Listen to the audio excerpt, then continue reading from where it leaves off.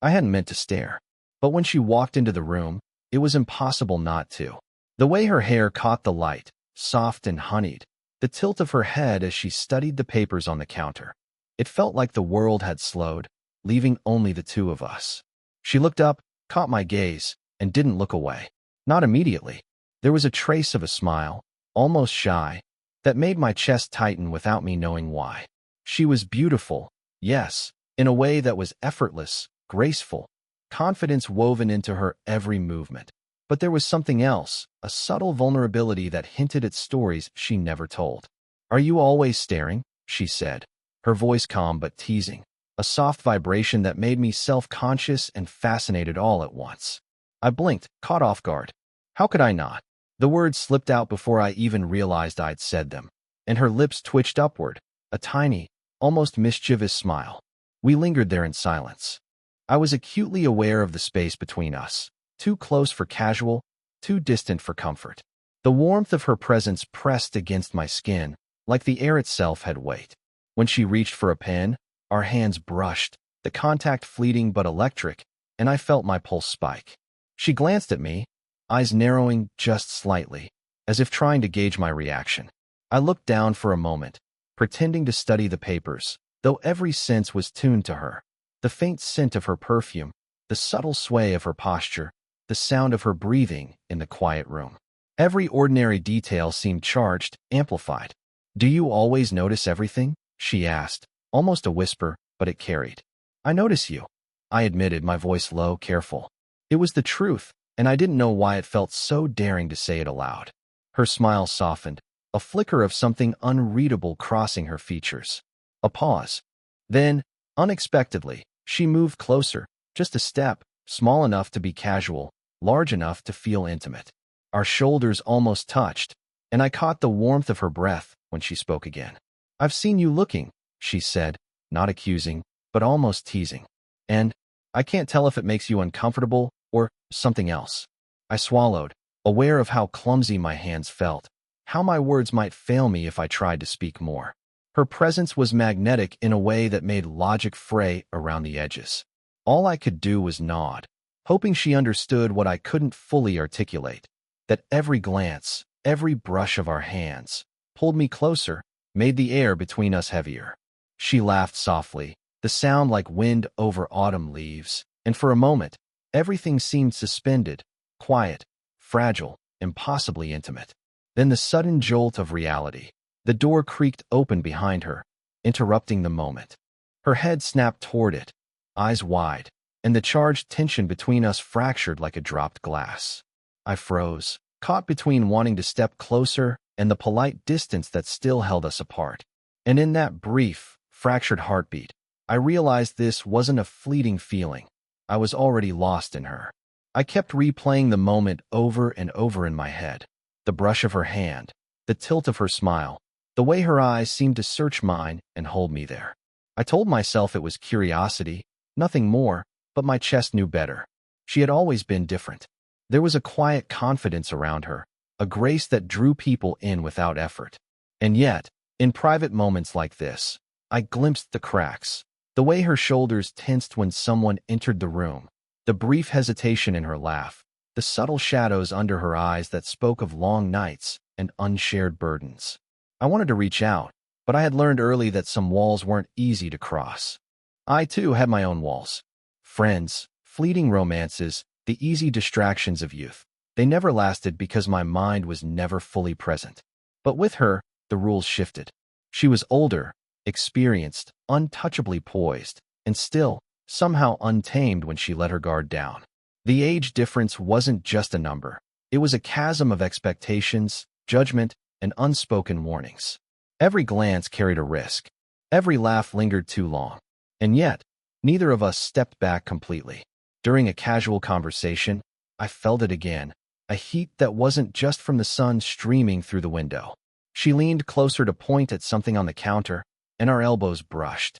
I froze for a heartbeat, conscious of the warmth, the almost imperceptible tilt of her body toward mine. Her breath drifted against my ear as she spoke, a soft whisper that left goosebumps in its wake. I swallowed hard, forcing my gaze downward, pretending to study a pen in my hand. Glad you're here, she said quietly, almost offhand, but the weight behind it made me catch my breath. She lingered, her hand hovering just above mine for a moment before she moved away, small motions charged with intent that didn't need words. It was dangerous. Everyone would notice, the whispers if someone saw, the judgments that might follow. But in that quiet, insulated space, nothing existed but the two of us. And yet, neither of us dared cross the line outright. She pulled away at the slightest hint of intimacy, and I pretended not to notice how my pulse spiked every time she lingered too close. Later, when she moved to leave, her hand brushed mine again. This time longer. Not enough to be brazen, not enough to draw attention, but enough to send a shiver through me that wouldn't fade. I looked up at her, and for a moment, there was no teasing, no pretense, only the truth we refused to speak. We were drawn together, inexplicably, irresistibly. Her eyes met mine, steady and knowing, and the air between us thickened with unspoken electricity. I didn't reach out, and she didn't pull away, not entirely. That lingering touch, the small, subtle charge between us, was enough. It said everything and nothing at once. A bond formed not through words, but through pauses, glances, and the simple, forbidden act of noticing each other fully. And in that quiet room, for a heartbeat, the world outside ceased to exist. I was standing too close, I knew it. My shoulder brushed hers as we leaned over the kitchen counter, and I felt the warmth radiating from her body like it was seeping into mine. Her fingers hovered near mine, lingering just long enough to make my pulse spike, and I caught her glance, steady, unflinching, almost daring me to notice. And I did. I noticed everything. The way her lips parted slightly when she laughed at something I said.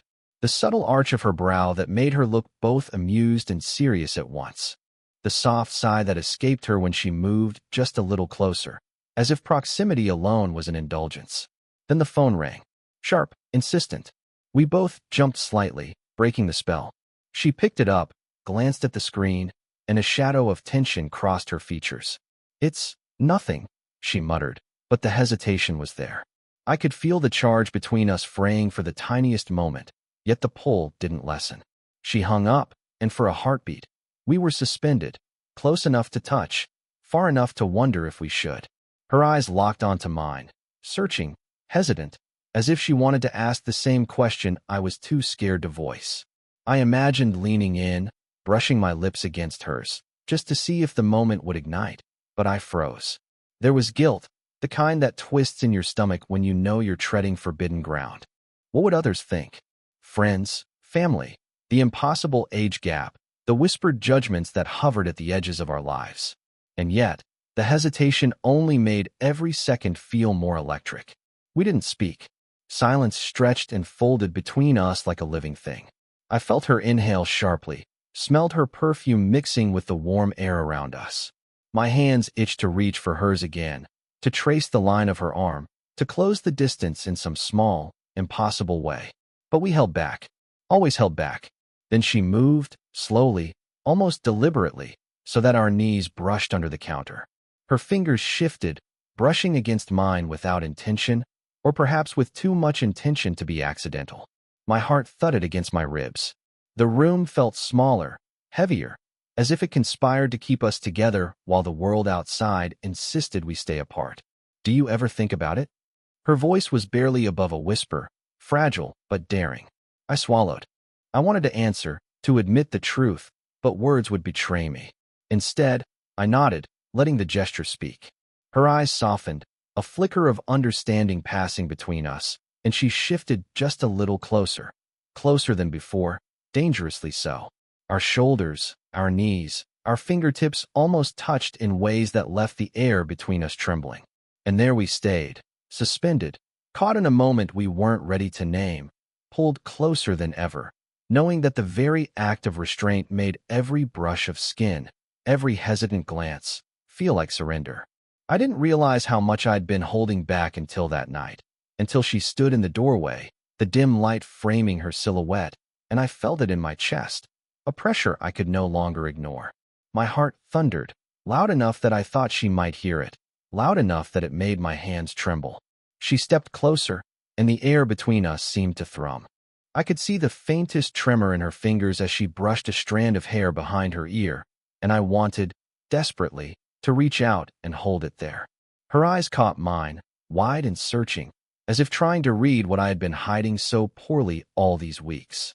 "I can't stop thinking about you," I said, voice low, rough with something I hadn't named until now. I wanted to say more, but words failed me. I could only watch her inhale sharply, lips parting slightly, the faintest flush coloring her cheeks. Her hand lifted almost unconsciously, resting against the edge of the counter near me. The heat from her skin radiated, brushing my fingers in a momentary, stolen contact that left me breathless. My pulse raced, and for a fleeting second, the world outside didn't exist.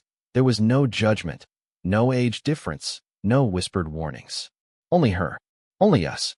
"I shouldn't be here," she whispered, the words trembling against the tension we'd built. And yet, she didn't move away. She leaned just slightly toward me, so that her shoulder brushed mine, so that the warmth of her presence pressed against me like a confession neither of us dared fully voice. I reached out, just a fraction, brushing a loose strand of hair from her face. My fingertips lingered against her cheek, and she shivered subtly under my touch. That small movement, the intimate, electrifying nearness, was enough to unravel me. Her lips were inches from mine. My throat tightened. I wanted to speak, to ask permission, but I knew that asking would ruin the moment. All I could do was stay still, suspended, feeling her breath against my skin, tasting the anticipation in the air like static before a storm. "I shouldn't," she began again, voice a whisper, fragile and daring all at once. I could feel her heartbeat, quick and uneven, matching my own. I leaned just a little closer, my lips hovering so near I could feel the warmth radiating from her mouth, the scent of her skin, the pull of everything forbidden and irresistible. Then, before the moment could fully claim us, the faint creak of a floorboard sounded behind her. Her eyes widened in alarm, and she stepped back just slightly, but her hand lingered in the air, as if refusing to fully let go of what had almost been ours. I exhaled, barely aware of the world around us, knowing this night had changed everything.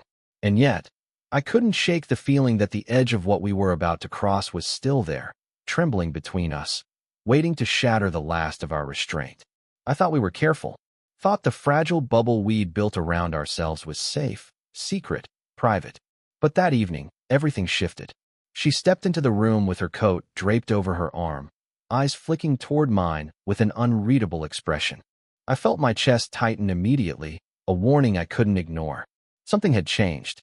Something unsaid was pressing against the air. "You," she began, and then hesitated, biting her lip. I could see the tremor in her hand as she adjusted the sleeve of her coat.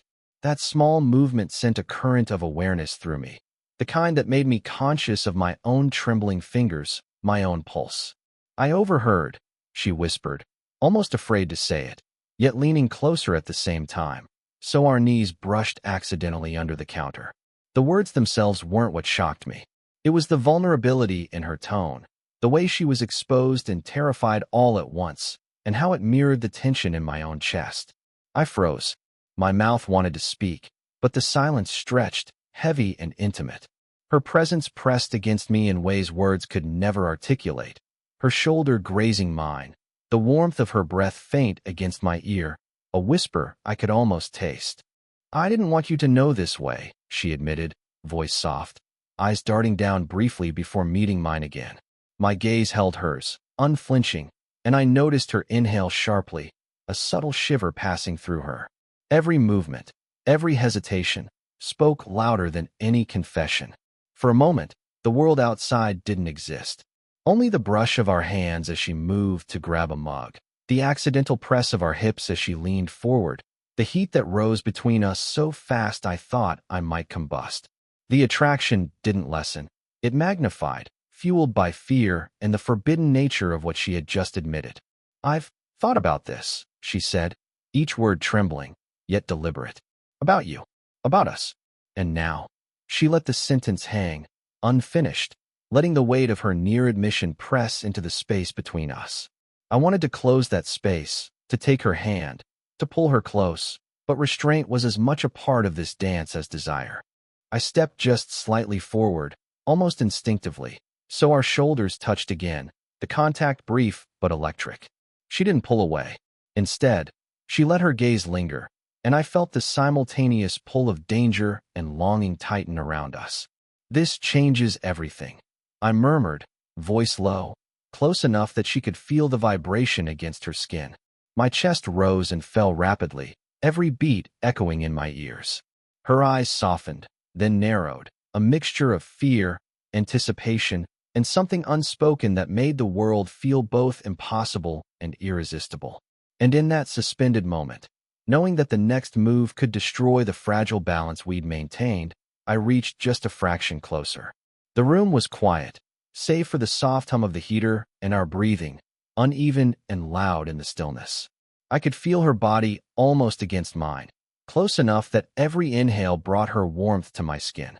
Her hair brushed my cheek, soft and impossible to ignore, and I wanted, desperately, to close the last fraction of distance between us. "I can't.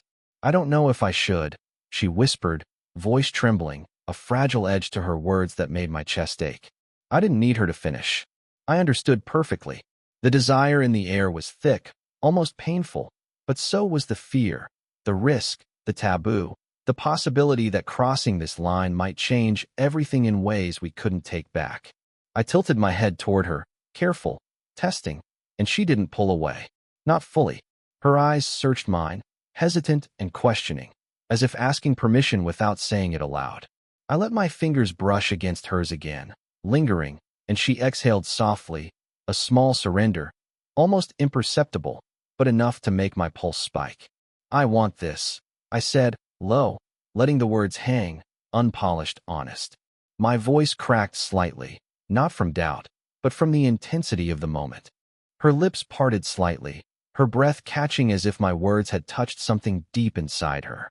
She shifted closer, and I could feel the press of her shoulder, the warmth of her arm brushing against mine.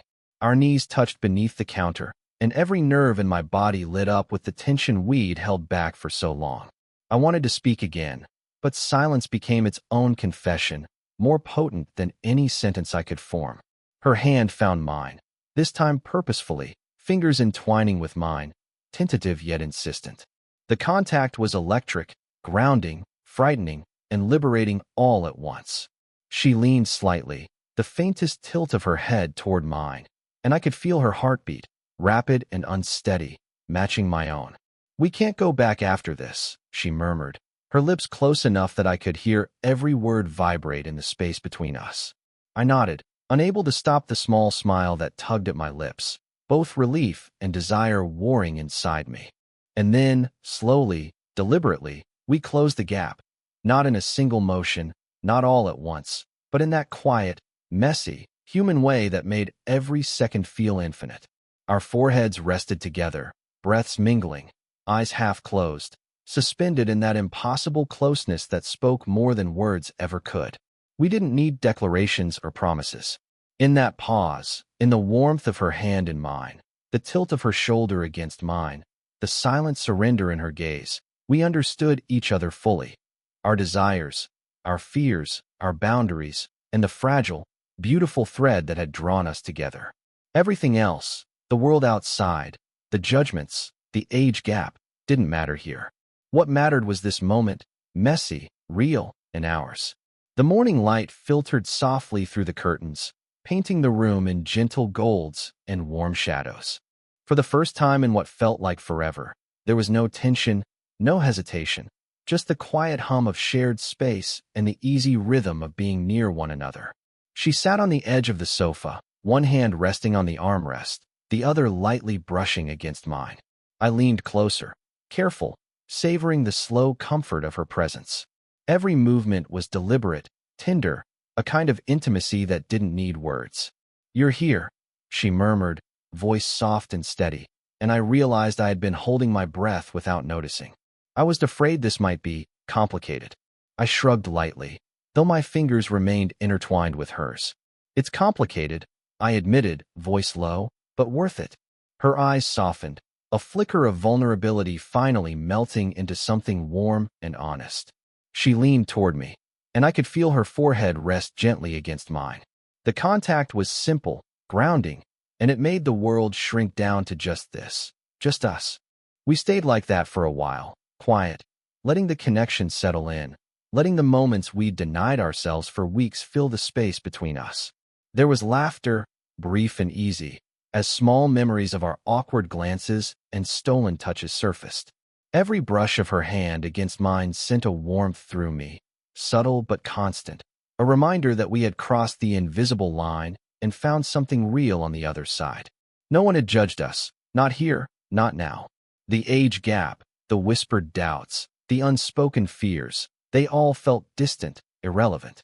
What mattered was the sincerity of our bond, the way we had learned each other's rhythms, the way desire and trust could coexist so beautifully.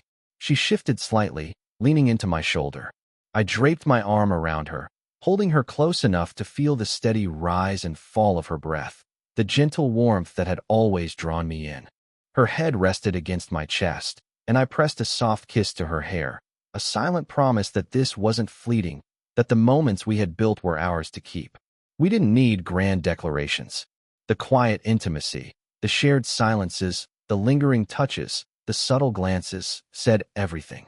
And in that shared space, I finally understood that fear and desire could exist together without undoing what was true. For the first time, I felt completely seen, and I think she did too. As we stayed there, hand in hand, I realized the story wasn't about the risk or the longing anymore. It was about this, the simple, human closeness we'd fought for, earned, and finally allowed ourselves to enjoy. Did you enjoy the story? What kind of stories would you like to hear next?